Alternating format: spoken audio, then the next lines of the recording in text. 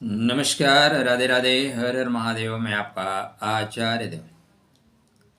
आज इस वीडियो पे बात करेंगे मासिक राशिफल माह 2025 का अप्रैल का माह चमकने का माह होता है। अप्रैल के माह में चमक धमक आती है, ठीक है ना। तो चमक धमक प्राप्त करने का माह होगा। क्यों होगा? क्योंकि यहाँ पे सूर्य नारायण उच्चता को प्राप्त करेंगे। कोई ना कोई कारण होना चाहिए, सिर्फ थंबनेल से काम थोड़ी ना चलता है। तो यहाँ पे कारण ये है कि सूर्यदेव जगत आत्मा, आपके कर्मा के स्वामी, विषम परिस्थितियों में भी चमकने का धैर्य रखते हैं, चमक बिखेरते हैं। और महान लोग वही हैं जो कठिन से कठिन परिस्थितियों में भी अपनी प्रतिभा, अपनी ओजस्विता को कायम रखें। तो सूर्य नारायण उच्च के होंगे, पहला पॉइंट। दूसरा पॉइंट ये होगा मित्र कि आपके ऊपर जो मंगल महाराज अष्टम भाव में थे, अष्टम से निकल के नवम में चले जाएंगे। सदैव बेहतर स्थान पर रहना बेहतर परिणाम देता है। तो उनके आपके ऊपर जो दबाव था, एक्स्ट्रा प्रेशर था, वो प्रेशर खत्म होगा, कन्फ्यूज़न खत्म होगा। ये दो बहुत बेहतरीन पॉइंट हैं। तो टू द पॉइंट कैसे रहेगा, पूरा एक समरी आपको यहाँ पे प्रस्तुत की जाएगी। तो स्टार्ट करें उसके पहले विनम्र अनुरोध, आपको पहले तो नवरात्र की मंगल में शुभकामना। आदिशक्ति जगदम्बा के चरण शरण में रहिएगा, वो सब कुछ ठीक करेंगे। जब भी आपको परेशानी आए तो ये मान के चलेगा कि परमात्मा आपको इस योग्य समझता है कि आप उनसे निकल सकते हैं, क्योंकि जिम्मेदारियां उन्हीं के कंधों पर डाली जाती है जो उसको निभाने के योग्य हों। और बिखरेंगे नहीं तो निखरेंगे कैसे? निखरना है, इसलिए परमात्मा परीक्षा भी लेगा। तो आदिशक्ति जगदम्बा की आराधना, उपासना, साधना समस्त परेशानियों से मुक्त कर देने वाली है। चैनल को सब्सक्राइब नहीं कर रखा है तो विनम्र अनुरोध कर लीजिए। शेष आपकी इच्छा हमारे लिए सर्वोपरि है। पहले काया राखे धर्म है, शरीर माध्यम खलु धर्म साधनम। तो यहाँ से आपके जो लग्नेश हैं, आपके राशिस हैं, वो अष्टम भाव से निकल के धर्म स्थान पे आ रहे हैं। अष्टम भाव मतलब जहाँ पे पीड़ा है, जहाँ पे परेशानी है, जहाँ पे आदमी अकेला बैठता है तो सोचता है हम क्या हैं, जगत क्या है, क्यों आए हैं, क्या करना है, क्या वस्तु यहाँ पे जीना है, क्या वस्तु यहाँ पे मरना है। कहते हैं सच्चिदानंद जिसको, उसमें मुझमें क्या अंतर है। जब आप हॉस्पिटल में हो, जब आप ऐसी जगह हो जहाँ आपको सपोर्ट करने वाले ना हो, तो लगता है कि यार जिनके लिए मैंने किया, क्या मुझे करना चाहिए।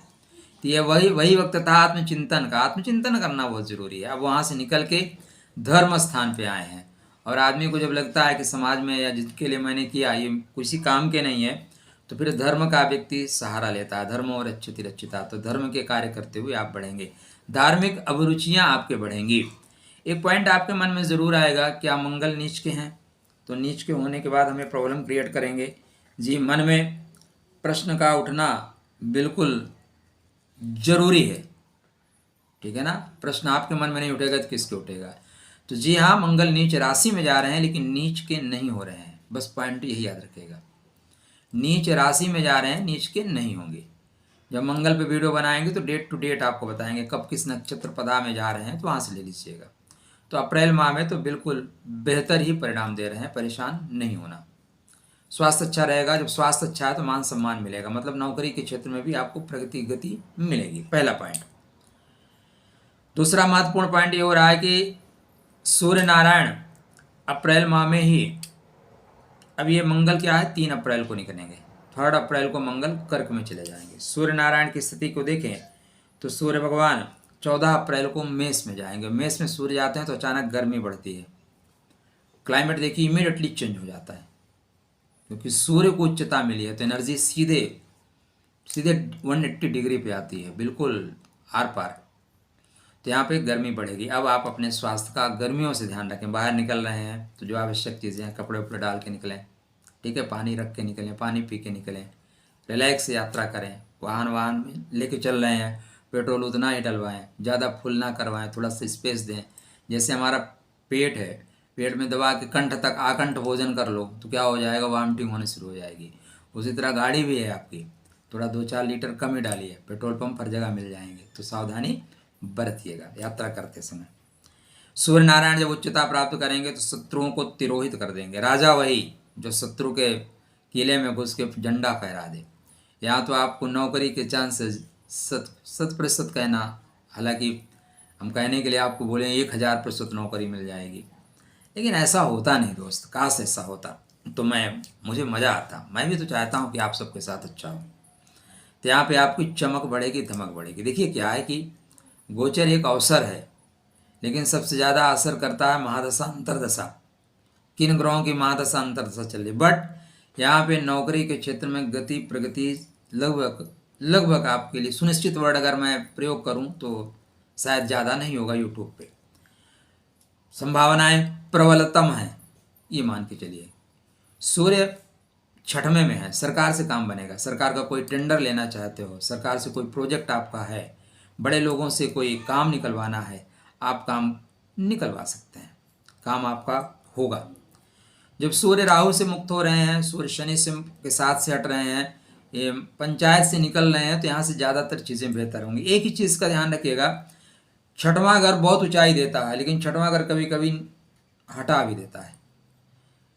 छठवां घर है भाई, संघर्ष तो है। तो अपनी क्षमता को आप जानते हैं, आप बहुत प्रतिभाशाली हैं, मैं मानता हूँ, लेकिन प्रतिभा सीनियर से नहीं दिखाने का। दो लोग ऐसे हैं जिनके सामने बड़ा नहीं बनने का। एक आपके पिताजी, जिनको बाप मैं सीधे सीधे बोलता हूँ, जिनके कंधों पे जिनकी उंगली पकड़ के चले हैं, उनको चलना मत सिखाइए, वो सब जानते हैं। दूसरा अपने सीनियर, ठीक है आप ज़्यादा टैलेंटेड हैं, ज़्यादा डिग्री है, ज़्यादा योग्यता है, but senior is always senior. जो चेयर है ना सर, चेयर बोलती है, उस चेयर पे बैठा है ना, उससे ईगो नहीं टकराना। ज़्यादा गुस्सा लगता है, बाथरूम में चले जाइए, बाथरूम में जाके उनके पूरे परिवार को याद करिए, लेकिन उनके सामने बस जी सर जी सर। आगे बढ़ना है ना सर, परिवार पालना है ना, तो ये करना पड़ेगा, ये सीखिए, सीखना पड़ेगा। नौकरी करनी है तो, नहीं करनी है तो राधे राधे, ऐसी की तैसी, ठीक है। तो यहाँ पे ध्यान दे के चलिए। सूर्य नारायण उच्चता प्राप्त कर रहे हैं, मतलब पिता से संबंध अच्छे रखिए, ऊंचाई प्राप्त करोगे, बड़ों को मान सम्मान देते रहिए, एक प्रणाम परिणाम बदल देगा। राधे राधे, जय श्री कृष्ण। शुक्र, अब 2 और अच्छे परिणाम आपको मिल रहे हैं इस माह में। आपके बुध महाराज मार्गी हो रहे हैं, तो बुद्धि अगर मार्गी है, बुद्धि रास्ते पर सफलता से आपको कौन रोक सकता है। दूसरा, आपके लक्ष्मी के कारक, आपके व्यापार के कारक शुक्रदेव भी मार्गी हो जाएंगे।